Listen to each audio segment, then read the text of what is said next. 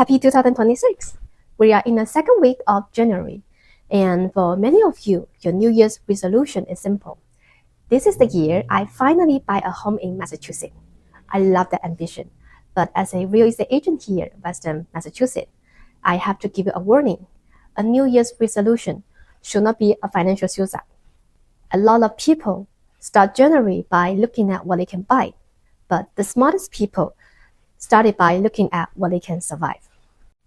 Lately, there's a lot of talk online in Chinese about 斩杀线. So far, there's no official English word for this, but in gaming, it's the point where you are one hit away from game over. In real life, I call this financial kill line.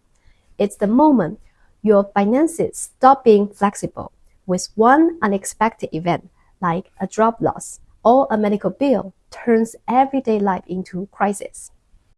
In the US, we have a similar term called ALICE, Asset Limited, Income Constrained Employees. These are families working hard but living just one shock away from the housing poverty spiral. Housing poverty spiral refers to a situation where a financial shock leads to housing instability or loss, which then makes maintaining employment, protecting health, and achieving financial recovery increasingly difficult over time. Hi, I'm Yue Zhang, a real estate agent in Western Massachusetts. Today, I'm going to show you how to set up a resolution that actually lasts by making sure your housing is your first line of defense, not the things that breaks you. I work with buyers and homeowners across Western Mass, and what I see over and over again is this. Families don't fail because they bought at the wrong price. They get into trouble because they bought something that was just affordable enough. And then ongoing costs slowly squeeze them. Northampton isn't Boston or New York.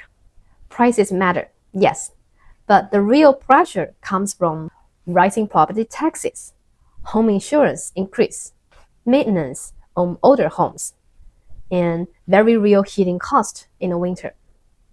In this area, the danger isn't buying too high, it's owning something that becomes too expensive to carry. For most families, housing is your biggest financial commitment, which means it's also your biggest risk.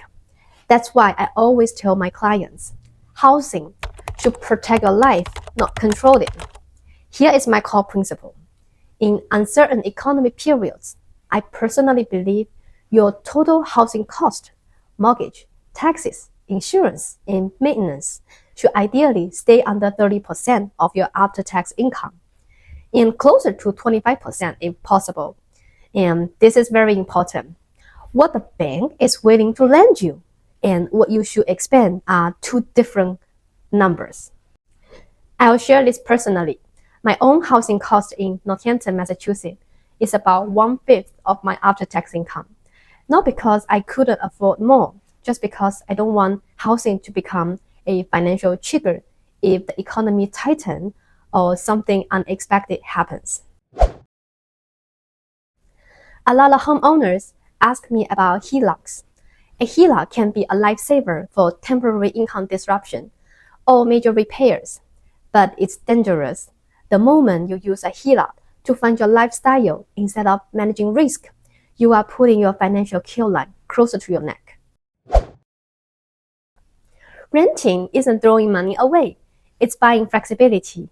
In an uncertain 2026, choosing to rent in Northampton while you build your savings is a rational, high-intelligence move. Buying is for when you are ready for fixed cost and long-term stability. In an uncertain economy, I believe a good real estate agent's job isn't to help you spend the maximum.